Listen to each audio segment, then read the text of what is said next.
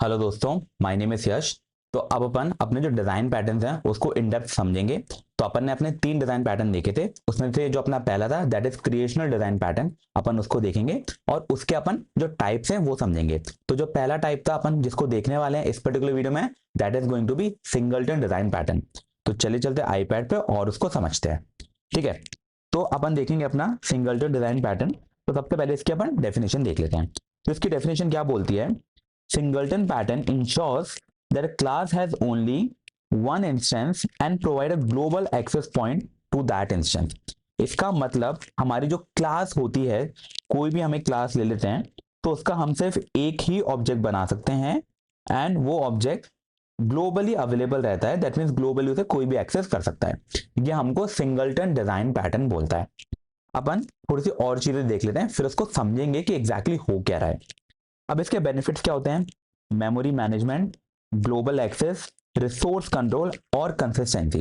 ये पॉइंट्स आपको समझ में नहीं आ रहे होंगे, तो अपन क्या करते हैं उसको एक बार डिस्कस करते हैं कि एग्जैक्टली अपन बात क्या कर रहे हैं। तो अब मैं बोल रहा हूं कि मेरे पास फॉर एग्जांपल एक क्लास है, उसको मैं बोल देता हूं डीबी कनेक्शन।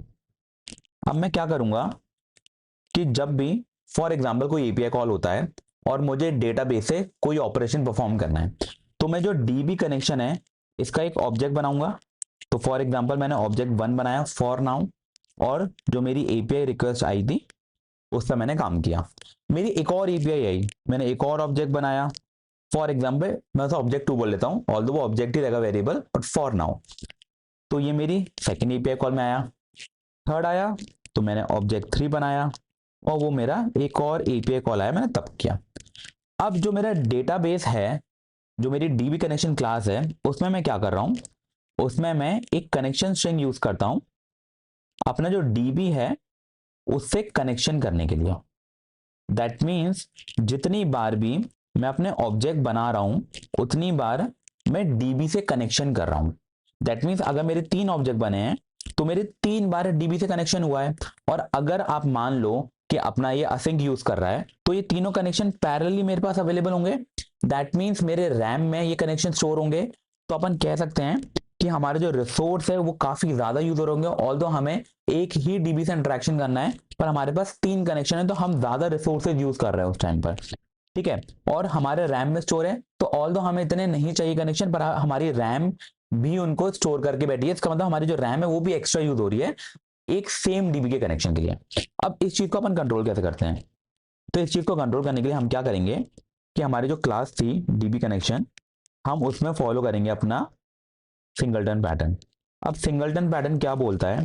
सिंगलटन पैटर्न बोलता है कि इस क्लास के अंदर कुछ भी हो, जब हम इसका ऑब्जेक्ट बनाएंगे, ठीक है, मैंने बोला कि मेरा जो डीबी कनेक्शन है मैं इसका ऑब्जेक्ट बना रहा हूं। अब इस ऑब्जेक्ट को किसी भी मेमोरी लोकेशन पे मैंने स्टोर कर लिया। अब जब मैं कोई भी नया ऑब्जेक्ट बनाऊंगा, फॉर एग्जांपल ऑब्जेक्ट 2 अपना डीबी कनेक्शन थे, तो ये object 2 exactly same memory use करेगा। दैट मीन्स अगर मैं बोलूं कि मेरा ऑब्जेक्ट 1 और ऑब्जेक्ट 2 सेम है तो यस दे आर सेम, क्योंकि ये सेम ही मेमोरी को यूज करेंगे। कल को अगर मैंने अपना ऑब्जेक्ट 3 बना दिया, ठीक है, मैंने ऑब्जेक्ट 3 बनाया, वो भी इसी मेमोरी को यूज करेगा। ऑब्जेक्ट 4 बनाया, वो भी इसी मेमोरी को यूज करेगा। तो मैं ये कह सकता हूं कि अगर मैंने एक बार डीबी कनेक्शन बना लिया है, उसके बाद मेरी कितनी भी एपीआई कॉल आए, भले ही मैं ऑब्जेक्ट बनाते जा रहा हूं लेकिन मेरा वो सेम मेमोरी को यूज कर रहे हैं, कोई डिफरेंट मेमोरी नहीं बना रहे हैं। दैट मीन्स जो मेरा सिंगल कनेक्शन बना था वही बार बार यूज हो रहा है। तो इससे फायदा क्या होगा कि मेरा जो रैम है, सबसे पहले तो जो मेरा मेमोरी है उसमें सिर्फ एक ही कनेक्शन शोर हुआ, मैं उसको बार बार यूज कर रहा हूं पर कनेक्शन एक ही है। ग्लोबल एक्सेस, मैंने अपना एक कनेक्शन बनाया और उसके मैं कितने भी ऑब्जेक्ट बना लूं वो सब सेम मेमोरी को यूज कर रहे हैं। दैट मीन्स उन सब में सेम ही चीजें होंगी, तो उनका अपन कह सकते हैं कि ग्लोबल एक्सेस है, चाहे किसी भी पॉइंट से उन्हें एक्सेस करो। थर्ड मेरा आ जाता है रिसोर्स कंट्रोल। मेरे अगर मैं अपनी रैम को बचा पा रहा हूं, मेरी रैम ज्यादा यूज नहीं हो रही है तो मेरे रिसोर्सेस कम यूज हो रहे हैं। एंड कंसिस्टेंसी, जैसे मैंने बताया कि ये सारे सेम ही ऑब्जेक्ट हैं, तो अगर मैं एप्लीकेशन में डिफरेंट डिफरेंट प्लेसेस से डिफरेंट डिफरेंट ऑब्जेक्ट बना रहा हूं, अंडर द हुड वो सेम मेमोरी में स्टोर है, मतलब वो ऑब्जेक्ट तो सेम ही है। ये फायदा हो जाता है। अब इनके यूज कैसे देखें? सबसे पहले डेटाबेस कनेक्शन मैनेजर, जो मैंने आपको एग्जांपल दिया कि डेटाबेस के लिए हमें एक सिंगल इंस्टेंस चाहिए होता है और उसी को अपन यूज करेंगे थ्रू आउट द एप्लीकेशन, जिससे हमारे जो रिसोर्स है बच रहा है और हम बार बार डीबी कनेक्शन ना बनाएं। Second is logging. अब अगर हमें कभी भी एप्लीकेशन में लॉग लिखने हैं, लॉग अगर अपन को करने होते हैं, अपन स्टोर करते हैं, एप्लीकेशन लेवल लॉगिंग की बात कर रहे हैं, तो उस पॉइंट पर भी हम चाहते हैं कि हमारा लॉग का एक इंस्टेंस हो। हम नहीं चाहते कि हमारे लॉगर के मल्टीपल इंस्टेंसेस हो, तो दैट हर पॉइंट पर हम मल्टीपल इंस्टेंसेस लॉगर की यूज करके और अपनी जो लॉगिंग फाइल्स हैं या कहीं पर भी सेव करना है वहां पे सेव करें। वहां पर भी हमारे एक सिंगल लॉगिंग इंस्टेंस से भी हम काम कर सकते हैं। तो लॉगर में काम आता है कॉन्फ़िगरेशन। आप कोई भी एप्लीकेशन स्टार्ट करते हो उसमें कुछ कॉन्फ़िगरेशन होती हैं, और वो कॉन्फ़िगरेशन अपन एक बार यूज करते हैं जब एप्लीकेशन को स्टार्टिंग में कॉन्फ़िगरेशन करना होता है, या अपन बोल सकते हैं किसी और पॉइंट पर भी, पर कॉन्फ़िगरेशन कांस्टेंट रहती है थ्रू आउट द एप्लीकेशन। तो वो जो कॉन्फ़िगरेशन है उसके लिए भी अपन क्या करेंगे, उसके लिए भी अपन एक सिंगलटन क्लास ही बनाएंगे, क्योंकि हम नहीं चाहते कि हम बार बार डिफरेंट डिफरेंट ऑब्जेक्ट बनाए सेम ही कॉन्फ़िगरेशन के, हम मेमोरी को वेस्ट करेंगे उस केसेस में। एंड इसके बाद हम इसे कैशे मैनेजर के लिए भी यूज कर सकते हैं। कैशे मैनेजर के लिए कैसे, फॉर एग्जांपल आपने एप्लीकेशन लेवल पे कैशिंग करी और आपकी कैशे कहीं स्टोर हो रही है। अब आपने क्या करा कि आपने उसको एक ऑब्जेक्ट बनाया और आप उस पर्टिकुलर कैशे को एक्सेस कर रहे हो। कल को आपने एक और ऑब्जेक्ट बनाया पर आप सेम कैशे को एक्सेस कर रहे हो। ऐसे आप n नंबर ऑफ ऑब्जेक्ट बनाते जा रहे हो पर आपकी जो कैशे है वो तो सेम ही है। तो मैंने बोल दिया कि C1 ऑब्जेक्ट है, C2 ऑब्जेक्ट है, C3 ऑब्जेक्ट है, लेकिन जो मेरी कैशे है वो तो सेम ही है जिसको वो एक्सेस कर रहे हैं। तो ये जो ऑब्जेक्ट्स मेमोरी यूज कर रहे हैं, रैम में स्टोर हैं, देखा जाए तो हमारे रिसोर्स वेस्ट कर रहे हैं। तो हम चाहते हैं कि हम C1 ऑब्जेक्ट बनाएं, उसके बाद हमारा जो C2 हो, C3 हो, वो हमारा सेम मेमोरी को एक्सेस करे, क्योंकि अंडर द हुड वो सेम कैशे को ही तो एक्सेस करना है। तो इसलिए अपन कह सकते हैं कि जब भी अपन को कैशे करनी होती है उस टाइम पर भी हम सिंगलटन, अपना जो आर्किटेक्चर है, सिंगलटन डिजाइन पैटर्न है, उसको यूज करते हैं। तो आई होप आपको एक अंडरस्टैंडिंग मिल गई हो कि हमारा जो सिंगलटन डिजाइन पैटर्न होता है वो होता क्या है। ये काफी इंपॉर्टेंट है, क्योंकि आप जब भी कभी भी कोई भी बैकएंड एप्लीकेशन पे काम करोगे उसमें आप हमेशा डीबी कनेक्शन बनाओगे, हमेशा आप लॉगिंग रखोगे, कॉन्फ़िगरेशन होंगी, कैशे होंगी, और भी डिफरेंट केसेस हो सकते हैं। ये मेजर 4 केसेस हैं जो मैंने कवर करे हैं, जिनके लिए आपको सिंगलटन आर्किटेक्चर 100% यूज करना होगा। अदरवाइज आप मल्टीपल डीबी कनेक्शन बना के बेफालतू में रिसोर्सेज को यूज करोगे, which is not necessary. Even for example आपके जो सिस्टम डिजाइन के इंटरव्यूज होते हैं वहां पर भी अगर किसी ने आपसे बोला कि आप कोई भी लॉगिंग सिस्टम बनाओ, अब जब आप उस लॉगिंग सिस्टम को बनाओगे तो आपका ये मेंशन करना बहुत इंपॉर्टेंट है कि हम सिंगलटन डिजाइन पैटर्न यूज करेंगे, क्योंकि हमारा जो सिंगलटन डिजाइन पैटर्न है वो मेक श्योर करेगा कि हमारा एक ही ऑब्जेक्ट हो, एक ही मेमोरी हो, जिसकी मदद से हम सारे के सारे लॉग लिखें। तो ये बहुत इंपॉर्टेंट है कि आपको पता होना चाहिए कि किस पॉइंट पे, किस जगह पे क्या यूज केसेस है हमारे सिंगलटन डिजाइन पैटर्न के, so that even in interviews अगर आपसे कोई पूछ ले और आपको बताना हो तो आपको पता हो कि आपको वर्ड यूज करना है कि हम सिंगलटन डिजाइन पैटर्न यूज करेंगे। उससे उसको ये समझ में आएगा कि ओ यू आर अवेयर अबाउट कि डिजाइन पैटर्न्स क्या होते हैं। तो ये था हमारा पहला डिजाइन पैटर्न जो कि आता है हमारा क्रिएशनल डिजाइन पैटर्न के अंदर, which is singleton design pattern. I hope आपको ये समझ में आ गया हो। आने वाली वीडियोस में अपन और भी डिजाइन पैटर्न देखेंगे। अभी अपन लोग क्रिएशनल डिजाइन पैटर्न देख रहे हैं, तो सबसे पहले उसी के सारे टाइप्स कवर करेंगे, उसके बाद अपन बाकियों में जाएंगे। ठीक है, तो आई होप आपको समझ में आ गया हो। फिर भी कोई भी डाउट हो तो आप कमेंट सेक्शन में पूछ लेना, मैं हेल्प करने की पूरी कोशिश करूंगा। अगर आपको वीडियो अच्छी लगी हो तो do like, share and subscribe. मिलते हैं अगली वीडियो में, तब तक के लिए bye bye. Hold on tight to the feeling, but it's a roller coaster in my head. So I'm holding myself on a precipice, and I've been dreaming off the ground. So I'm looking for something that's definite. I'm praying you don't let me down. Hello दोस्तों, my name is यश। तो अपन अपने design patterns पढ़ रहे थे and उसमें अपन ने अपनी last video में ये देखा था कि जो अपना सिंगलटन डिजाइन पैटर्न है वो क्या होता है। अपन ने उसके सारे यूज केसेस देखे थे, अपन ने उसकी थ्योरी देखी थी, अपन ने उसे अंडरस्टैंड किया था कि वो क्या होता है और कैसे काम करता है। अब इस पर्टिकुलर वीडियो में अपन उसका एक कोडिंग एग्जांपल देखेंगे। मैं पाइथन में आपको एक क्लास बनाकर दिखाऊंगा जो कि अपना सिंगलटन डिजाइन पैटर्न को फॉलो करेगी। ठीक है, तो चलिए चलते मॉनिटर पे और उस पर काम करते हैं। तो मैं क्या करूंगा कि मैंने एक ऑनलाइन पाइथन कंपाइलर खोल लिया है, क्योंकि इसमें अपना काम हो जाएगा। अपन एक बहुत बेसिक सा पाइथन का एग्जांपल देखेंगे, लेकिन वो अपना जो सिंगलटन डिजाइन पैटर्न है उसको फॉलो करेगा। ठीक है, तो मैं क्या करता हूं, मैंने एक बनाई क्लास, उसको मैंने बोला सिंगलटन, और उसके अंदर मैंने एक क्लास वेरिएबल बनाया which is going to be underscore instance, और उसमें मैंने वैल्यू डाल दी स्टार्टिंग में नन। अब मैं क्या करूंगा कि मैं एक न्यू डंडर मेथड को कॉल करूंगा। अब जो मेरा न्यू डंडर मेथड है ये अपन को एक क्लास वेरिएबल लेता है, ये अपन से एक क्लास वेरिएबल लेता है विच इज CLS। और एक चीज याद रखना, हमारे पास एक और डंडर मेथड होता है which is going to be init, जिसको अपन बोलते हैं कि हमारा पाइथन का कंस्ट्रक्टर होता है। लेकिन हमारा जो न्यू है वो हमारा इनिट से भी पहले कॉल होता है, क्योंकि ये मेक श्योर करता है कि हमारे क्लास के कौन सा इंस्टेंस बन रहा है, क्या कैसे इंस्टेंस बन रहा है। ठीक है, तो अपन इस न्यू के अंदर जाएंगे और मैंने एक इफ कंडीशन लगाई कि if cls dot underscore instance is none, मतलब अभी तक इस क्लास का कोई भी इंस्टेंस नहीं बना है। मैं with the help of this instance variable ये ट्रैक कर रहा हूं, तो आप cls डॉट अंडरस्कोर इंस्टेंस में उसका एक इंस्टेंस बना दो। अब इंस्टेंस कैसे बनेगा उसके लिए मैं बोलूंगा सुपर के अंदर अपनी सिंगलटन क्लास डालूंगा, उसके अंदर cls पास करूंगा और साथ में डॉट, और इसके ऊपर मैं कॉल करूंगा न्यू और इसके अंदर पास करूंगा cls। तो इस तरीके से अपन किसी भी क्लास का एक इंस्टेंस बना सकते हैं जो कि अपना ऑब्जेक्ट होगा, और मैं रिटर्न कर दूंगा cls डॉट अंडरस्कोर इंस्टेंस। और अगर मेरा इंस्टेंस नन नहीं है तो उस केस में मैं रिटर्न कर दूंगा cls डॉट अंडरस्कोर इंस्टेंस। ठीक है, दैट मीन्स अगर मेरा इंस्टेंस नन है तो आप एक न्यू इंस्टेंस बना के पास कर दो, पर अगर इस इंस्टेंस में कोई वैल्यू है जो कि मैंने यहां पर होल्ड कर दी है, तो जो इसमें वैल्यू है वही की वही वैल्यू रिटर्न कर दो। तो इससे ये मेक श्योर होगा कि हमारा एक singleton principle, singleton design pattern follow कर रहा है। अब इसको अपन क्या करेंगे, इसके दो ऑब्जेक्ट बनाएंगे और देखेंगे क्या वो सेम मेमोरी शेयर कर रहे हैं कि नहीं। तो मैंने बोला ऑब्जेक्ट वन और बोला सिंगलटन, एंड सिमिलरली मैंने बनाया ऑब्जेक्ट 2 और मैंने बोला सिंगलटन। अब मैं क्या करूंगा, मैं प्रिंट करवाऊंगा आईडीज। पहली मेरी आईडी होगी ऑब्जेक्ट 1 की। आईडी बेसिकली कुछ नहीं, मेमोरी लोकेशन का एक नंबर शेयर कर देता है। ठीक है, अगर वो नंबर सेम है दैट मीन्स ये दोनों ऑब्जेक्ट सेम मेमोरी लोकेशन को शेयर कर रहे हैं। अगर डिफरेंट है तो दैट मीन्स ये दो डिफरेंट ऑब्जेक्ट हैं, ये सेम ऑब्जेक्ट नहीं है। तो मैं क्या करता हूं, मैंने किया रन। जैसे मैंने इसको किया रन तो आप देख सकते हैं दोनों वैल्यू एग्जैक्टली सेम है, दैट मीन्स ये दोनों सेम मेमोरी लोकेशन को शेयर कर रहे हैं।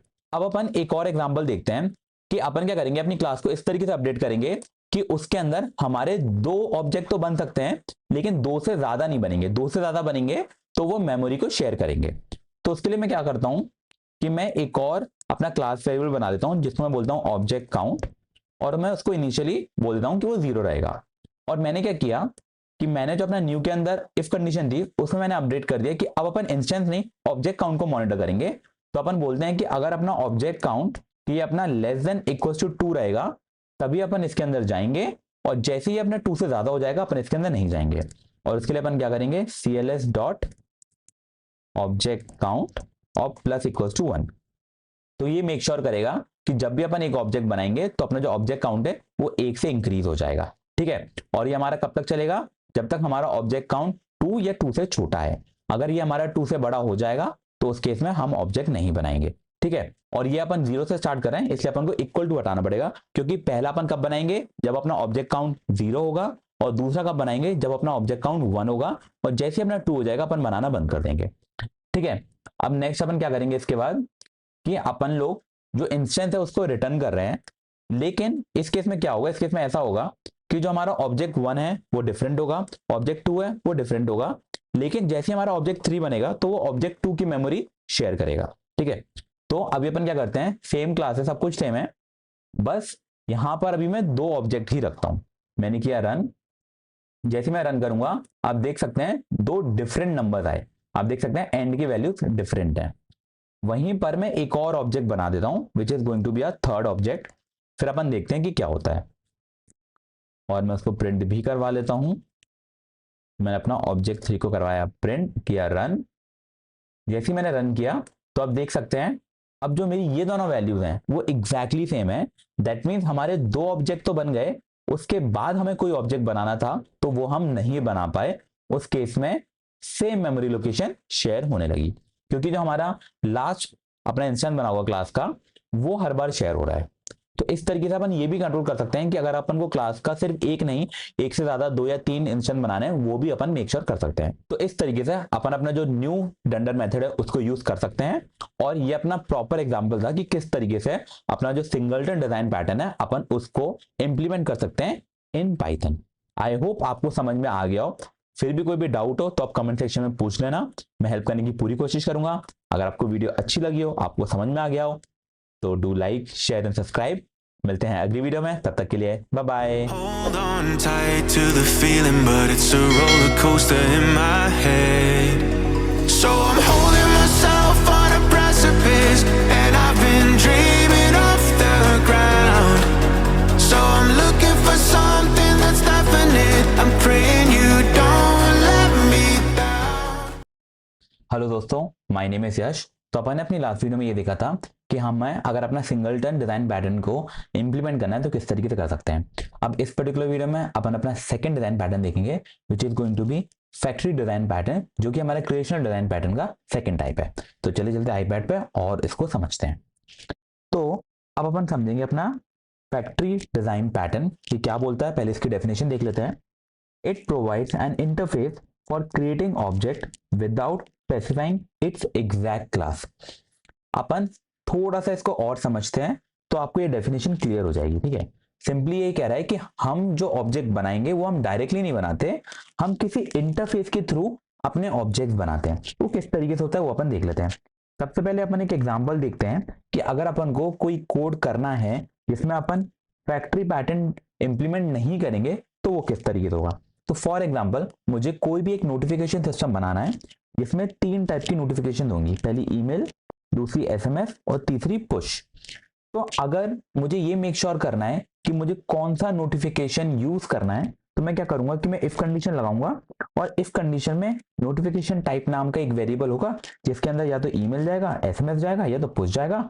उसके बेसिस पे उसके जो ऑब्जेक्ट्स हैं वो क्रिएट हो जाएंगे जो कि मुझे पता है क्योंकि मैं वहीं के वहीं ऑब्जेक्ट बना रहा हूं। तो इसमें क्या क्या चीजें होती हैं। पहला, बहुत ज्यादा टाइटली कपल्ड कोड है। इसका मतलब अगर मुझे कल को एक और नोटिफिकेशन ऐड करनी है तो वो मुझे यहां पर ऐड करनी पड़ेगी जो कि मेरा मेन कोड का पार्ट होगा, राइट। दूसरा है need to write conditions everywhere. इसका मतलब मुझे जिस जिस प्लेस पे, जिस जिस फाइल पे, जिस जिस मॉड्यूल में ये नोटिफिकेशन चाहिए मुझे वहां पर ये कोड लिखना पड़ेगा। Third is hard to maintain. अब अगर मैंने मल्टीपल प्लेसेस पे ये कोड लिखा है और मुझे अगर चेंजेस करने हैं तो मुझे मल्टीपल प्लेसेस में चेंजेस करने पड़ेंगे, that is why hard to maintain. अब आपको ये समझ में आ गया कि फैक्ट्री पैटर्न यूज ना करने से क्या क्या इश्यूज आ सकते हैं। अब आइडिया ऑफ फैक्ट्री पैटर्न क्या होता है, तो अपन क्या करेंगे कि अगर अपन को ईमेल, एसएमएस और पुश नोटिफिकेशन चाहिए तो instead of directly creating their object हम एक फैक्ट्री इंटरफेस या मेथड बनाएंगे और क्लाइंट का काम होगा कि वो फैक्ट्री इंटरफेस को या मेथड को कॉल करे, और ये जो फैक्ट्री है ये रिस्पॉन्सिबल होगा हमारे ऑब्जेक्ट बनाने की कि उसे ईमेल नोटिफिकेशन का ऑब्जेक्ट बनाना है, एसएमएस नोटिफिकेशन का ऑब्जेक्ट बनाना है या फिर पुश नोटिफिकेशन का ऑब्जेक्ट बनाना है। अब अगर आप ध्यान से देखें तो मैंने इसके लिए पॉइंट भी लिख रखे हैं। Client will not create object directly, वो सिर्फ फैक्ट्री को कॉल करेगा। Client call the factory to create the object. Client factory को कॉल करेगा and factory will be responsible कि कौन सा ऑब्जेक्ट बनना है। तो ये हमारा एक आइडिया है कि किस तरीके से हमारा जो फैक्ट्री पैटर्न है वो बनता है। अब अपन कोड देखते हैं कि अगर अपन को कोड करना हो विद फैक्ट्री पैटर्न तो किस तरीके से होगा। तो अब अगर मुझे मेरा नोटिफिकेशन सिस्टम बनाना है और मैं क्या करूंगा कि मैं ईमेल, मेरा एसएमएस और जो पुश नोटिफिकेशन है मैं उनकी क्लासेस बनाऊंगा, एंड मुझे मेक श्योर करना है कि जो मेरी क्लासेस है उनका स्ट्रक्चर यूनिफॉर्म हो। तो उसको मेंटेन करने के लिए मैं क्या करूंगा, मैं बनाऊंगा एक एब्स्ट्रैक्ट क्लास। उस एब्स्ट्रैक्ट क्लास का नाम मैं रख दूंगा नोटिफिकेशन, और उसके अंदर मुझे एक मेथड चाहिए तो उसका मैंने नाम रख दिया सेंड मेथड। ये मेरी एब्स्ट्रैक्ट क्लास बन गई। अब मैं क्या करूंगा कि मैं अपनी कॉन्क्रीट क्लासेस बनाऊंगा जो कि होंगी मेरी email notification, SMS notification and push notification. मैं इनहेरिट करूंगा मेरी notification abstract class so that ये मेथड बनाना, सेंड मेथड बनाना मेरे लिए मैंडेटरी हो जाए, वरना एरर आएगी कोड में। तो मैंने वो मेक श्योर किया और मैंने अपनी तीनों कॉन्क्रीट क्लास बना दी। अब मैंने क्या किया कि मैंने एक नोटिफिकेशन फैक्ट्री क्लास बनाई जिसके अंदर मैंने एक स्टैटिक मेथड बनाया जो कि बोलता है क्रिएट नोटिफिकेशन, और उसके अंदर मैंने नोटिफिकेशन टाइप भेज दिया जो कि मेरा वेरिएबल होगा, और उसके अंदर सिमिलर इफ कंडीशंस हैं कि नोटिफिकेशन टाइप ईमेल हो तो ईमेल नोटिफिकेशन का ऑब्जेक्ट बन जाए, एसएमएस हो तो एसएमएस नोटिफिकेशन का ऑब्जेक्ट बन जाए, और वहीं पर अगर पुश हो तो पुश नोटिफिकेशन का ऑब्जेक्ट बन जाए। और अगर मेरा नोटिफिकेशन टाइप इन तीनों में से कोई भी नहीं होता तो अपन एक एरर रिटर्न कर देंगे जो कि होगी इनवैलिड नोटिफिकेशन टाइप। अब इसका फायदा क्या होगा, सबसे पहले तो अगर मुझे ये अपने मॉड्यूल में मल्टीपल प्लेसेस में यूज करना है तो मैं डायरेक्टली नोटिफिकेशन फैक्ट्री को यूज करूंगा। मुझे कभी भी इसमें मॉडिफिकेशंस करने हैं तो यहां पर मैं एक न्यू नोटिफिकेशन टाइप ऐड कर सकता हूं या रिमूव भी कर सकता हूं। एक प्लेस पे रिमूव करूंगा सब जगह एप्लीकेबल हो जाएगा। तो ये मेरे कुछ फायदे हैं। अब इसको कॉल करना हो तो कैसे करेंगे, ये अपना क्लाइंट कोड हो गया कि क्लाइंट कॉल करेगा मेरा नोटिफिकेशन फैक्ट्री को, उसमें क्रिएट नोटिफिकेशन के अंदर वो सेंड कर देगा ईमेल, और मेरा ऑब्जेक्ट बन जाएगा एक ईमेल नोटिफिकेशन क्लास टाइप का। तो यहाँ पर मैंने डायरेक्टली इफ कंडीशन नहीं लगाई, मेरा पूरा कोड डिपेंडेंट हो गया नोटिफिकेशन फैक्ट्री पे। ये मेरा एक सिंगल पॉइंट ऑफ कांटेक्ट है, मुझे कभी भी कुछ भी चेंजेस करने होंगे मैं अपने सिंगल पॉइंट ऑफ कांटेक्ट में चेंजेस करूंगा, एंड मुझे बाकी के कोड को टच भी नहीं करना होगा। ये मेरा कोड सिर्फ चेंजेस होगा जहां पर भी चेंज करना होगा। इससे फायदा क्या होता है कि जो अपन मल्टीपल प्लेसेस में चेंजेस कर रहे थे, अब अपन को वो चेंजेस करने की जरूरत नहीं है। सिंगल पॉइंट ऑफ कांटेक्ट के एक जगह चेंजेस करो, सब जगह एप्लीकेबल हो जाएंगे। अब अपन इसके कुछ बेनिफिट देख लेते हैं। पहला, लूज कपलिंग। ये आपको समझ में आ ही गया होगा कि जो अपना मेन कोड है, अपन वहां पर बार बार इफ कंडीशन लगाकर उसको टाइटली कपल नहीं बनाएंगे, अपन नोटिफिकेशन फैक्ट्री यूज करेंगे, दैट इज लूज कपलिंग। और जब भी चेंजेस करने होंगे नोटिफिकेशन फैक्ट्री में चेंज करो, सब जगह चेंजेस हो जाएंगे, that is why loose coupling. Clean code, वो तो आपको समझ में आ ही रहा होगा कि हर जगह इफ कंडीशन लगाते बहुत मेसी कोड हो जाता, वो अपन ना करके डायरेक्टली नोटिफिकेशन फैक्ट्री यूज कर सकते हैं, सिंगल लाइन से काम हो जाएगा। इजी एक्सटेंसिबिलिटी, कोई न्यू नोटिफिकेशन ऐड करनी हो तो सीधे सीधे यहां पर ऐड कर दो और अपन अपने कोड को उससे एक्सटेंड कर सकते हैं, तो इसलिए अपन बोल सकते हैं इजी एक्सटेंसिबिलिटी। नेक्स्ट आता है बेटर मेंटेनेबिलिटी। अब ऐसा क्यों, अगर मुझे कभी भी इस कोड में कुछ चेंजेस करने हैं तो मैं इस पर्टिकुलर पार्ट में, इस पर्टिकुलर फंक्शन में चेंजेस करूंगा, इस पर्टिकुलर मेथड में चेंजेस करूंगा, और फिर जहां जहां पर भी मैं नोटिफिकेशन फैक्ट्री यूज कर रहा हूं वहां पर वो चेंजेस एप्लीकेबल हो जाएंगे। तो मेरा काम बहुत ईजी हो गया, मेरा इतना सही कोड मुझे मेंटेन करना है। I don't have to make sure कि जहां जहां पर भी मैंने मल्टीपल इफ एल्स कंडीशन लगा रखी है, जो कि अपना ये वाला केस था, मुझे हर जगह चेंजेस करने की जरूरत नहीं है, मुझे हर जगह एक न्यू नोटिफिकेशन ऐड करने की जरूरत नहीं है, या कोई पुरानी नोटिफिकेशन रिमूव करने की जरूरत नहीं है।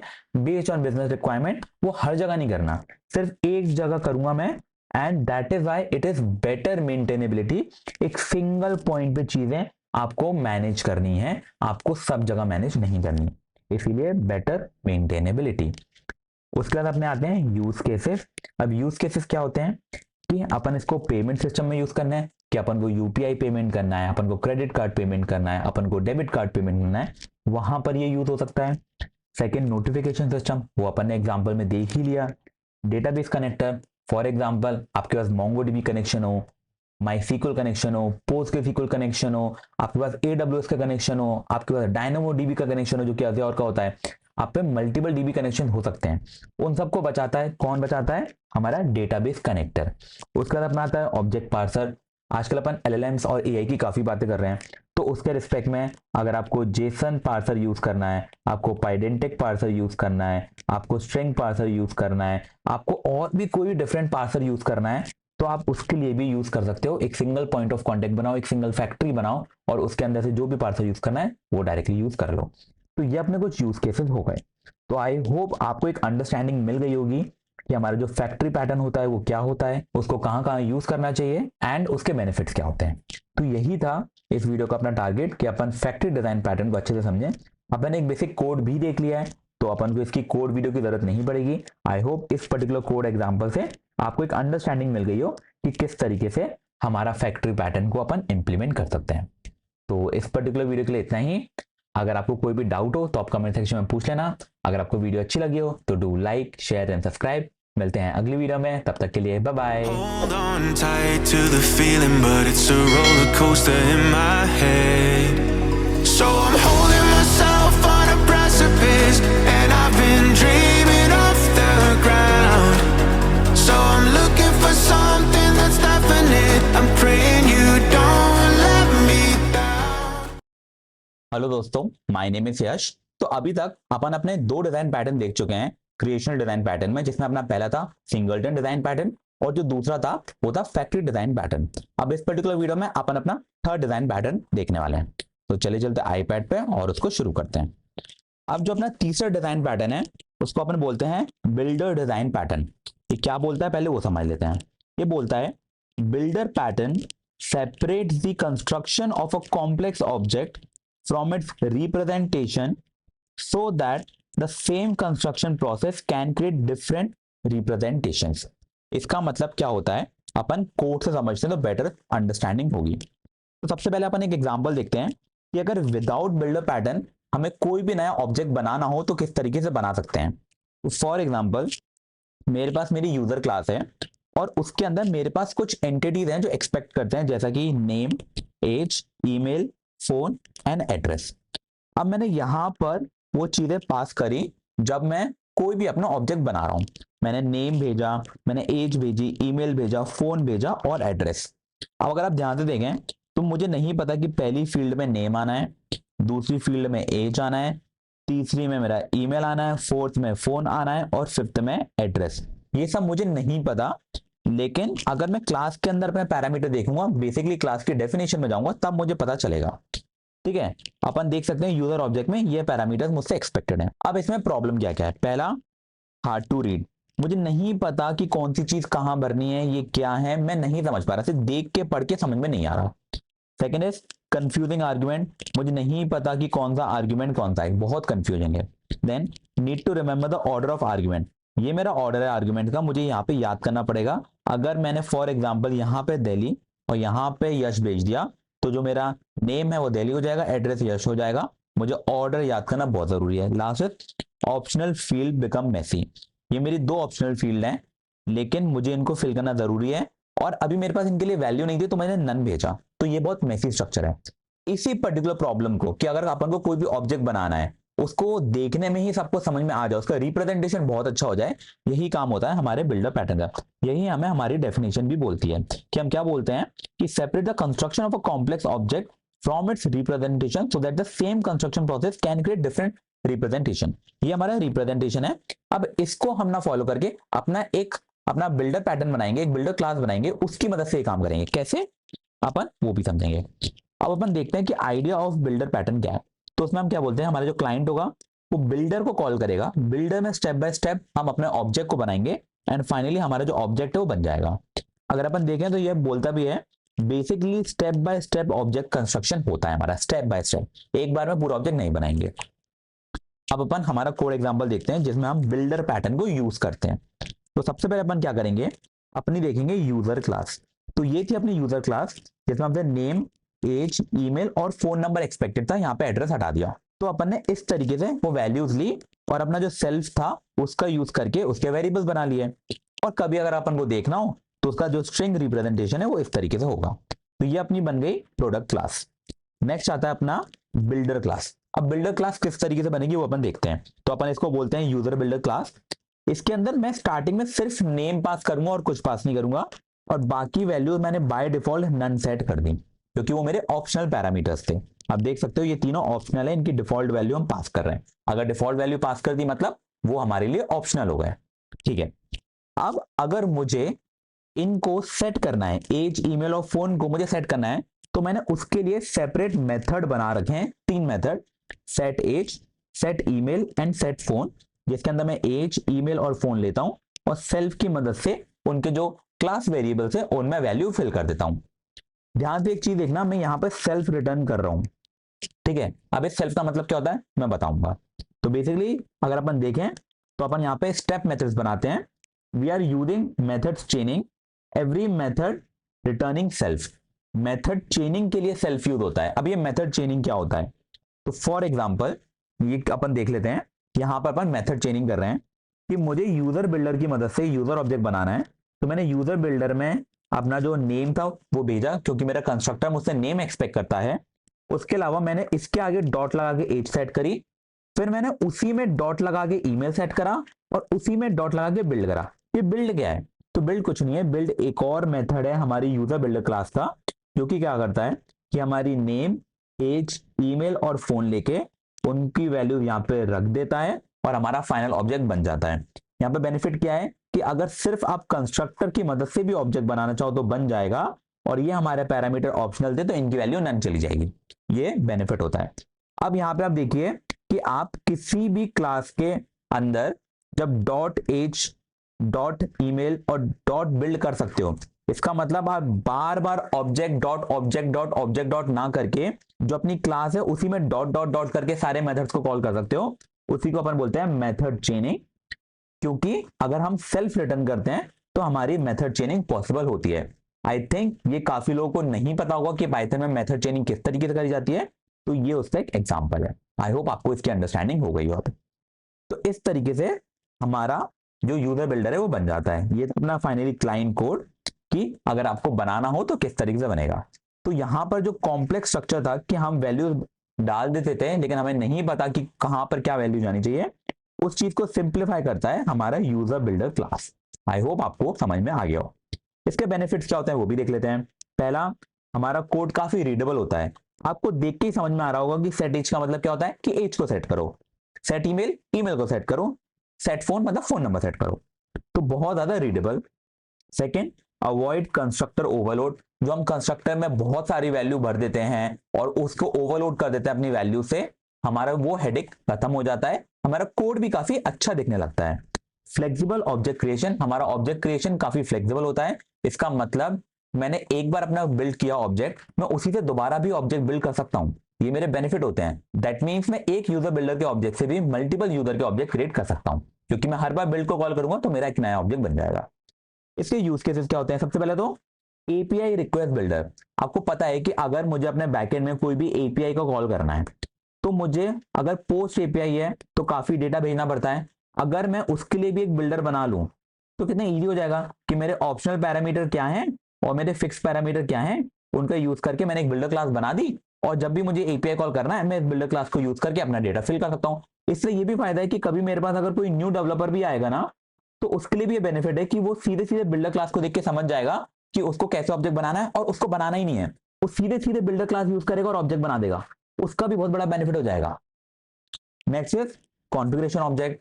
अब हमारी जो कॉन्फ़िगरेशन होती हैं अपने किसी भी कोड की, जो अपनी कॉन्फ़िगरेशन होती हैं वो भी अपनी इसी तरीके से होती हैं कि कुछ ऑप्शनल कॉन्फ़िगरेशन होती हैं, कुछ फिक्स कॉन्फ़िगरेशन होती है, उसको भी अपन इससे हैंडल कर सकते हैं।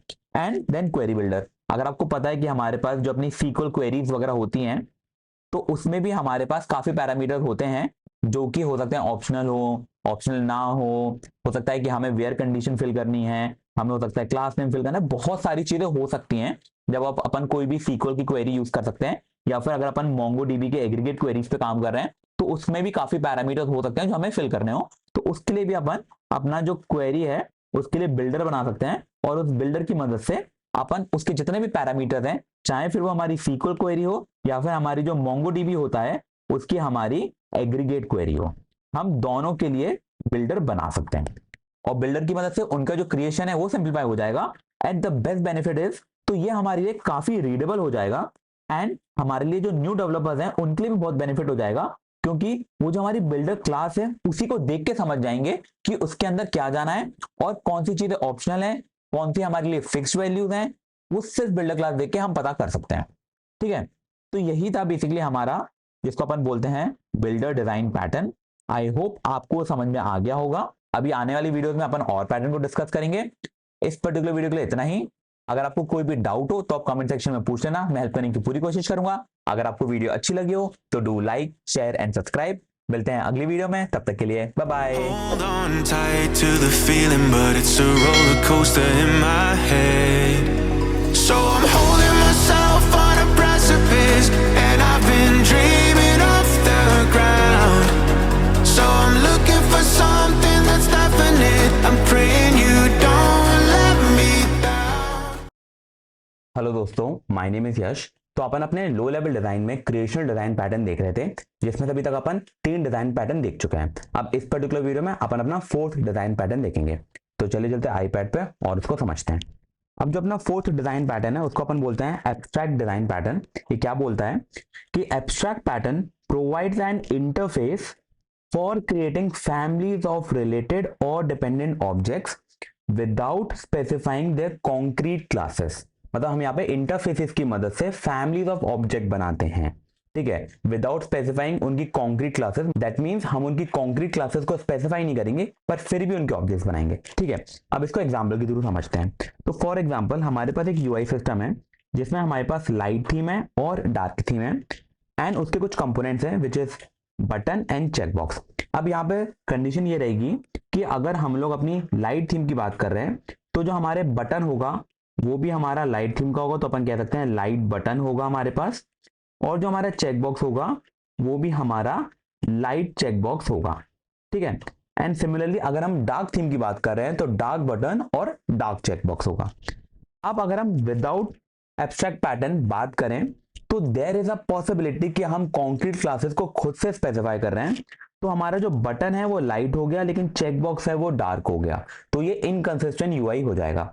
तो अपन यही बोलते हैं कि there is a possibility of inconsistent UI. अब इससे प्रॉब्लम्स क्या क्या आती है? पहला, यूआई इनकंसिस्टेंट, जैसा अपन ने देखा, mixing of light and dark theme, वही रीजन है इनकंसिस्टेंसी का। देन हार्ड टू मेंटेन, इस चीज को मेंटेन करना मुश्किल है क्योंकि हम एक एक कॉन्क्रीट क्लास को खुद से मैनुअली स्पेसिफाई कर रहे हैं और उसके ऑब्जेक्ट्स बना रहे हैं। अब हम अगर यहाँ पर एब्स्ट्रैक्ट फैक्ट्री पैटर्न यूज करेंगे तो वहां पे क्या होता है कि हम क्या करेंगे, हम अपनी एब्स्ट्रैक्ट फैक्ट्री को कॉल करेंगे, उसके अंदर हमारे पास लाइट फैक्ट्री और डार्क फैक्ट्री होगी, और जो लाइट फैक्ट्री है वो हमारा जो बटन है और चेकबॉक्स है वो होल्ड कर रहा है, जो कि लाइट बटन और लाइट चेकबॉक्स होगा। सिमिलरली जो डार्क फैक्ट्री है वो डार्क बटन और डार्क चेकबॉक्स होल्ड करेगा। तो अगर हम लोग डार्क फैक्ट्री कॉल करेंगे तो ऑटोमेटिकली बोथ हमें डार्क मिलेंगे, और अगर हम लाइट फैक्ट्री कॉल करेंगे तो ऑटोमेटिकली हमें बटन और चेकबॉक्स लाइट मिलेंगे। तो बेसिकली यही अपन बोलते हैं कि अगर लाइट फैक्ट्री है तो light button plus light checkbox, dark factory है तो dark button plus dark checkbox. अब हम अपना कोड देखते हैं कि अगर अपन एब्स्ट्रैक्ट पैटर्न को यूज करके कोड लेंगे तो किस तरीके से होगा। तो सबसे पहले अपन क्या करेंगे कि अपन एक एब्स्ट्रैक्ट क्लास बनाएंगे बटन की और एक एब्स्ट्रैक्ट क्लास बनाएंगे चेकबॉक्स की। क्यों? क्योंकि अगर हमारे पास लाइट और डार्क दो बटन है तो उनका स्ट्रक्चर सेम होना चाहिए, इसलिए एब्स्ट्रैक्ट क्लास बनाए। Same for checkbox. तो ये हो गई हमारे एब्स्ट्रैक्ट प्रोडक्ट्स। नेक्स्ट इज हम अपनी कॉन्क्रीट क्लासेस बनाएंगे। तो पहला light button and dark button, then light checkbox and dark checkbox using button and checkbox abstract products और एब्स्ट्रैक्ट क्लासेस। तो ये होगा हमारे कॉन्क्रीट प्रोडक्ट्स लाइट थीम के एंड डार्क थीम के। ठीक है, नेक्स्ट आता है कि हम एक यूआई फैक्ट्री करके अपनी एब्स्ट्रैक्ट फैक्ट्री बनाएंगे। इस यूआई फैक्ट्री में दो चीजें होंगी, एक तो हमारा होगा बटन और एक होगा चेकबॉक्स, लेकिन वो कौन सा होगा वो अपन ने नहीं बनाया है। तो ये हो गया हमारा यूआई फैक्ट्री का एब्स्ट्रैक्ट क्लास। अब अपन क्या करेंगे, अपनी बनाएंगे लाइट यूआई फैक्ट्री, और लाइट यूआई फैक्ट्री में हमें एक बटन चाहिए होगा और एक चेकबॉक्स। तो हम मेंशन करेंगे कि ये लाइट यूआई फैक्ट्री है तो उसमें लाइट बटन और लाइट चेकबॉक्स ही होना चाहिए। तो ये अपना लाइट फैक्ट्री हो गया। वहीं पर अगर अपन डार्क फैक्ट्री की बात करेंगे तो उसके अंदर डार्क बटन और डार्क चेकबॉक्स होना चाहिए, और ये दोनों बने यूआई फैक्ट्री एब्स्ट्रैक्ट क्लासेस से, जो कि अपन को क्रिएट बटन और क्रिएट चेकबॉक्स बनाने को मैंडेटरी करता है, लेकिन उसके अंदर क्या होगा वो हमने मेंशन किया। तो ये अपना हो गया light factory and dark factory. ये हो गए हमारे कॉन्क्रीट फैक्ट्रीज। इसके बाद हमारा क्लाइंट कोड आ जाता है कि अगर अपन को क्लाइंट के सामने कॉल करना है तो कैसे करेंगे। तो अपन एक फंक्शन बनाया है जिसको अपन बोलते हैं क्रिएट यूआई, जिसके अंदर हम फैक्ट्री देंगे। It can be light factory और डार्क फैक्ट्री। तो फॉर एग्जांपल मैंने लाइट फैक्ट्री बनाया और मैंने पास करा। जैसे ही मैंने लाइट फैक्ट्री बनाया तो मैंने फैक्ट्री डॉट क्रिएट बटन किया and factory dot create checkbox किया। अगर ये लाइट फैक्ट्री है तो ऑटोमेटिकली मेरे पास लाइट बटन और लाइट चेकबॉक्स आ जाएगा, और मैं उन दोनों को फ्रंट एंड पे अपने रेंडर कर दूंगा। तो जैसे ही मेरा यूआई क्रिएट होगा तो ऑटोमेटिकली जब मैंने लाइट फैक्ट्री दिया तो सब कुछ लाइट बना, वहीं पर अगर मैं डार्क फैक्ट्री देता तो ये दोनों ऑटोमेटिकली डार्क बनते। तो इस तरीके से हमारे यूआई में कंसिस्टेंसी आती है। ठीक है, अब एक और चीज, अपन ने अपना फैक्ट्री पैटर्न देखा था, तो जो अपना फैक्ट्री पैटर्न था वो रिस्पॉन्सिबल होता था वन ऑब्जेक्ट बनाने के लिए, वेयर जो एब्स्ट्रैक्ट फैक्ट्री पैटर्न होता है वो रिस्पॉन्सिबल होता है फैमिली ऑफ ऑब्जेक्ट्स बनाने के लिए। कैसे कि अगर मैंने लाइट फैक्ट्री का ऑब्जेक्ट बनाया तो इसके अंदर से ऑटोमेटिकली मेरा लाइट बटन और लाइट चेकबॉक्स का भी ऑब्जेक्ट बन रहा है, तो दो मेरे ऑब्जेक्ट बने। That is why family of objects. ये हमारे और नेस्टेड लेवल पे भी हो सकता है, तो और ज्यादा ऑब्जेक्ट भी बन सकते हैं। इसके बेनिफिट्स क्या होंगे? सबसे पहला कंसिस्टेंसी, वो तो अपन ने देख ही लिया है। सेकंड, लूज कपलिंग, कि हमारी जो टाइटली कपल नहीं होता, जैसे अपन ने ऊपर देखा था कि डार्क और लाइट टाइटली कपल था, यहाँ पे अपना लूज कपल होता है। अपन अपने ऊपर की चीजों को इजीली मॉडिफाई कर सकते हैं और पूरा कोड सेम का सेम रहेगा, हर part of the code change नहीं करना। Then easy to switch themes, अगर हमें लाइट फैक्ट्री से डार्क फैक्ट्री में चेंज कर दें तो इजीली हमारी चेंज हो जाएगी। तो easy to switch themes and scalable, कल को अगर हमें कोई और डिफरेंट थीम्स भी ऐड करनी है अपन वो भी ऐड कर सकते हैं, फॉर एग्जांपल ग्रेडियंट थीम्स वगैरह, तो वो भी अपन इजीली ऐड कर सकते हैं, इसलिए scalable. Next is use cases. सबसे पहला यूआई फ्रेमवर्क थीम्स के लिए, जो कि अपन देख चुके हैं।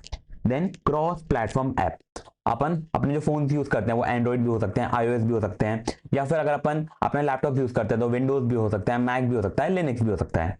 तो उसके लिए ये बोलता है कि अगर अपन क्रॉस प्लेटफॉर्म ऐप बनाते हैं तो वहां पर अपन एब्स्ट्रैक्ट इंटरफेसेस को यूज करते हैं, so that application structure same हो, लेकिन अंडर द हुड जो क्लासेस की हमारी कॉन्फ़िगरेशन हो सकती है या कोई भी डिफरेंट फीचर्स या फंक्शनैलिटीज हो सकती हैं उसको अपन पर्सनली मैनेज कर सकते हैं। Based on platform. Then game development. अब जो गेम डेवलपमेंट है वो तो आपको पता है काफी प्लेटफॉर्म के लिए होता है। फॉर एग्जांपल विंडोज हो गया, लिनक्स हो गया, अपना PS5 हो गया, निंटेंडो हो गया, बहुत सारे प्लेटफॉर्म्स हैं। देन डेटाबेस ड्राइवर, कि अगर अपन को माई सीक्वल, पोस्टग्रेसक्यूएल इस टाइप के अगर अपन को ड्राइवर बनाने हैं तो अपन वो भी कर सकते हैं कि अपन यहाँ पे एक फैक्ट्री बना देंगे। यहाँ पर अपन पास कर सकते हैं कि अपन को पोस्टग्रेसक्यूएल की फैक्ट्री यूज करनी है, या फिर अगर अपन को माई सीक्वल की फैक्ट्री यूज करनी है, या अंडर द हुड हम यहाँ पे पैरामीटर पास कर सकते हैं, वो ऑटोमेटिकली हैंडल कर लेगा। देयर आर मेनी वेज, वो अपने ऊपर है कि अपन किस तरीके से कोड लिखते हैं। तो बेसिकली डेटाबेस ड्राइवर्स को भी अपन मैनेज कर सकते हैं, क्योंकि वहां पर भी हमें डिफरेंट ड्राइवर्स प्रोवाइड हो सकते हैं एक सिंगल एप्लीकेशन में भी। तो यही था बेसिकली अपना एब्स्ट्रैक्ट पैटर्न, जिसमें अपन क्या कर सकते हैं, अपन इंटरफेस बनाते हैं, और वो जो इंटरफेसेस होते हैं उनकी मदद से हमारे ऑब्जेक्ट्स बनते हैं क्लासेस के। वो जो इंटरफेसेस होते हैं वो हमारे पूरे कोड में कंसिस्टेंसी मेंटेन करने में हेल्प करते हैं। उनकी मदद से हम अपने पूरे नॉट ओनली यूआई बैकएंड में भी, अपने क्रॉस प्लेटफॉर्म ऐप में भी, और काफी डिफरेंट प्लेसेस पे इन चीजों को मैनेज कर सकते हैं कि हर चीज कंसिस्टेंट रहे। अगर विंडोज की बात कर रहे हैं तो हमारे पूरे कोड में विंडोज से रिलेटेड फीचर्स हमें मिले यूजिंग एन एब्स्ट्रैक्ट फैक्ट्री, वो अपन मेंटेन कर सकते हैं। मैक की बात कर रहे हैं तो एब्स्ट्रैक्ट फैक्ट्री में अपन मैक के सारे लेके आ सकते हैं, और वो अपन को कैसे हेल्प करता है, वो हमारे इंटरफेसेस हेल्प करते हैं कि हमारे इंटरफेसेस के अंदर अपन मेंशन कर लेते हैं। जैसे कि यहाँ पे था लाइट फैक्ट्री है तो ऑटोमेटिकली मैंने कॉल करा लाइट बटन और लाइट चेकबॉक्स की क्लास। डार्क फैक्ट्री थी तो मैंने कॉल किया डार्क बटन और डार्क चेकबॉक्स की क्लास। सिमिलरली जितना भी बड़ी अपनी एप्लीकेशन होगी उसमें उतने ही बड़े हमारे पास क्लासेस होंगी, उतने ही बड़े ऑब्जेक्ट्स होंगे, और उतने ही हमें कॉम्प्लेक्स तरीके से थोड़ा सा इनको हैंडल करना पड़ेगा, पर पैटर्न तो यही रहेगा। ठीक है, तो ये इंपॉर्टेंट पैटर्न था एंड ये काफी यूजफुल पैटर्न है, क्योंकि आगे जाके आप कभी भी बड़ी एप्लीकेशन पे काम करोगे तो आपको ये पता होना चाहिए। मैं आपको एक सिंपल एग्जांपल देता हूं। आप आजकल एआई एजेंट्स का जमाना है। अगर अपन कोई एआई एजेंट्स बना रहे हैं, आज मैंने लैंग्राफ की मदद से बनाया, कल को फॉर एग्जांपल मुझे ऑटोजेन की मदद से बनाना है, या फिर मुझे कोई और फ्रेमवर्क यूज करना है, तो उसके लिए मैं क्या करूंगा कि मैं उनकी डिफरेंट क्लासेस बना दूंगा, लेकिन उनकी फैक्ट्री सेम होगी, और उस फैक्ट्री में पैरामीटर से इस चीज को कंट्रोल करूंगा कि मुझे लैंग्राफ का यूज करना है या ऑटोजेन का यूज करना है, या मुझे उनके बीच में कोई एक रिट्राई लॉजिक लगाना है कि पहले लैंग्राफ का फेल हो गया तो ऑटोजेन का। वो सब कुछ अपन हैंडल कर सकते हैं, और फैक्ट्री पैटर्न कंसिस्टेंसी मेंटेन करने में हेल्प करेगा कि अगर हमारी कॉन्फ़िगरेशंस हैं, डेटाबेस कॉन्फ़िगरेशंस हैं, सेटिंग्स हैं, फंक्शंस हैं, जितना भी है हमारा कोड का पार्ट, वो लैंग्राफ से रिलेटेड है तो उसकी फैक्ट्री में जाएगा, ऑटोजेन से रिलेटेड है तो उसकी फैक्ट्री में जाएगा। एक छोटा सा बेसिक सा एग्जांपल है। इस तरीके से और भी डिफरेंट यूज केसेस हो सकते हैं, बहुत यूज केसेस हो सकते हैं। ठीक है, तो आई होप आपको समझ में आ गया हो। कोई भी डाउट हो तो आप कमेंट सेक्शन में पूछ लेना, मैं हेल्प करने की पूरी कोशिश करूंगा। अगर आपको वीडियो अच्छी लगी हो तो do like, share and subscribe. मिलते हैं अगली वीडियो में, तब तक के लिए bye bye. Hold on tight to the feeling, but it's a roller coaster in my head. So I'm holding myself on a precipice, and I've been dreaming off the ground. So I'm looking for something that's definite. I'm praying you don't let me down. Hello दोस्तों, my name is यश। तो अपन अपने low level design के creational design pattern के 4 creational design pattern देख चुके हैं। तो इस पर्टिकुलर वीडियो में अपन अपना 5th डिजाइन पैटर्न कवर करेंगे। तो चलिए चलते आईपैड पे और उसको समझते हैं। अब जो अपना 5th डिजाइन पैटर्न है उसको अपन बोलते हैं प्रोटोटाइप डिजाइन पैटर्न। ये क्या बोलता है समझ लेते हैं। Prototype pattern creates an new object by copying an existing object known as the prototype. That means जो भी एक ऑब्जेक्ट बन चुका है उसकी मदद से ही न्यू ऑब्जेक्ट बनाने को अपन बोलते हैं प्रोटोटाइप डिजाइन पैटर्न। अब इसमें होता क्या है, तो फॉर एग्जांपल हमने कोई न्यू ऑब्जेक्ट बनाया। अब जब भी हमें न्यू ऑब्जेक्ट बनाना होता है हम किसी भी क्लास का कंस्ट्रक्टर को कॉल करते हैं और हमारा न्यू ऑब्जेक्ट बन जाता है। करेक्ट। अब ये कह रहे हैं कि उसके बाद जब अपन को सेकंड न्यू ऑब्जेक्ट बनाना है तो अपन एक एग्जिस्टिंग ऑब्जेक्ट से बनाएंगे। तो फॉर एग्जांपल मेरे पास ये वाला ऑब्जेक्ट अवेलेबल था, तो मैंने इस ऑब्जेक्ट की मदद से अब एक न्यू ऑब्जेक्ट बना लिया। दैट मीन्स इस बार मैंने कंस्ट्रक्टर को कॉल करके नहीं बनाया, मैंने जो ऑब्जेक्ट बन चुका था उसी की मदद से एक और न्यू ऑब्जेक्ट बना लिया। तो यही होता है हमारा प्रोटोटाइप डिजाइन पैटर्न। इसका कुछ एग्जांपल देख लेते हैं, जैसे कि डॉक्यूमेंट टेम्पलेट। फॉर एग्जांपल अपन को किसी कंपनी में ऑफर लेटर बनाना है किसी भी पर्सन के लिए। अब उस ऑफर लेटर में जैसे कि हमारे नेम हो गया, पैकेज हो गया, डेट ऑफ ज्वाइनिंग हो गई, इस टाइप की इंफॉर्मेशन होती है। अब जब भी हमें इस पर्टिकुलर ऑफर लेटर को बनाना है तो हम सारी की सारी प्रोसेस ना करके सिर्फ ये 3 इंफॉर्मेशन अपडेट कर दें तो काम हो जाएगा। अब सारी की सारी कॉन्फ़िगरेशन क्या हो सकता है, फॉर एग्जांपल उस डॉक्यूमेंट को क्रिएट करने के लिए हमने कोई सर्विस बनाई हो, उसके अंदर इमेजेस लोड करने के लिए सर्विस बनाई हो, और बहुत सारी हैवी सर्विसेज बनाई हो जिसकी मदद से एक फाइनली ऑफर लेटर बनकर आता है। अगर हम उन सारी चीजों को स्किप कर दें जो ऑलरेडी बन चुका है उसको कॉपी कर लें, सिर्फ ये 3 इंफॉर्मेशन चेंज कर लें, नेम, उसकी प्लेस हो गई, या फिर डेट ऑफ ज्वाइनिंग, पैकेज, तो हमारा काम हो जाएगा। तो यही बोलते हैं कि जब हम लोग डॉक्यूमेंट टेम्पलेट बनाते हैं फॉर एग्जांपल ऑफर लेटर, तो जो डिफॉल्ट सेटिंग्स हैं हम उनको वैसे का वैसा ही रखते हैं, जो हैवी कॉन्फ़िगरेशन है उससे हम बच जाते हैं, नेस्टेड डेटा होता है उसका हमें कुछ भी हैंडल नहीं करना होता, एंड एक्सपेंसिव इनिशियलाइजेशन हमारा बच जाता है। अगर हम प्रोटोटाइप मॉडल यूज करते हैं, नहीं करते तो ये सारी चीजें बार बार करनी होंगी, ऑल्दो सिर्फ एक दो इन्फॉर्मेशन चेंज करनी है उस केस में भी, ठीक है। तो अगर अपन देखें प्रॉब्लम क्या आती है, तो ये टाइम टेकिंग होता है, रिपीटेड सेटअप होता है, और इम्पैक्ट परफॉर्मेंस, क्योंकि बार बार हमें वही हैवी परफॉर्मेंस टास्क परफॉर्म करने पड़ते हैं जो कि अननेसेसरी कर रहे हैं अगर हमें बार बार सेम ही डेटा चाहिए तो अगर अपन इसका कोर आइडिया देखें कि प्रोटोटाइप का कोर आइडिया क्या है, कि हम एक ओरिजिनल ऑब्जेक्ट बनाते हैं यूजिंग क्लोन, हम उसकी कॉपीज बनाते रहते हैं और उन कॉपीज में जो भी इंफॉर्मेशन चेंज करनी है वो हम कर सकते हैं। अब उसका एक कोड एग्जांपल देखते हैं। तो क्या किया, हमने एक क्लास बनाई जिसको हमने बोला रिज्यूम है, इसके अंदर हम लोग दो इन्फॉर्मेशन पास कर रहे हैं, नेम एंड स्किल्स, और फिर हमने एक क्लोन करके मेथड बनाया हुआ है जो बोलता है copy dot deep copy self. ये कॉपी हमने एक पैकेज इंपोर्ट करा है जो हमें पाइथन प्रोवाइड करता है, इसकी मदद से हम क्या करते हैं, डीप कॉपी करते हैं। अब ये मैं बताऊंगा कि हमारे पास दो टाइप की कॉपी होती है, एक होता है शैलो कॉपी और एक होता है डीप कॉपी, ठीक है। तो सबसे पहले अपन डीप कॉपी करेंगे यहाँ पे, जिससे हमारा का पूरा जो ऑब्जेक्ट है वो कॉपी हो जाएगा। अब फॉर एग्जाम्पल हमने पहला ऑब्जेक्ट बनाया, जो पहला ऑब्जेक्ट था वो हमारा बना रिज्यूमे 1, उसके अंदर मैंने पास किया यश, उसको पाइथन जाएंगो सीक्वल आता है, और हमने उसको प्रिंट करवा दिया, ये हमारा ओरिजिनल ऑब्जेक्ट हो गया। अब जब हमें सेकंड ऑब्जेक्ट बनाना है तो हमने क्या किया, रिज्यूमे 1 डॉट क्लोन करा और उससे हमारा रिज्यूमे 2 करके सेकंड ऑब्जेक्ट बन गया, उसमें मैंने नेम चेंज कर दिया राहुल, और जो स्किल्स है उसमें एक और स्किल अपेंड कर दिया विच इज फास्ट चेक। तो फॉर एग्जांपल यश को ये 3 स्किल आते थे, जो राहुल है उसको 4 स्किल्स आते हैं, एंड इस तरीके से हमारा क्लोन तैयार हो गया। अब अपन ने ऊपर बात करी थी अपनी शैलो कॉपी और डीप कॉपी की। तो शैलो कॉपी क्या होता है कि फॉर एग्जांपल मेरे पास एक जेसन या फिर डिक्शनरी ऑब्जेक्ट है पाइथन में, और उसमें मेरे पास की वैल्यू पेयर है जैसे ए, बी और सी, और इनकी कोई वैल्यू है। अब इसके अंदर फॉर एग्जांपल ए के अंदर भी मेरे पास एक नेस्टेड है, डी फिर ई, ऐसे बी के अंदर है मेरे पास एफ, जी, और सी के अंदर फॉर एग्जांपल डायरेक्ट वैल्यू है।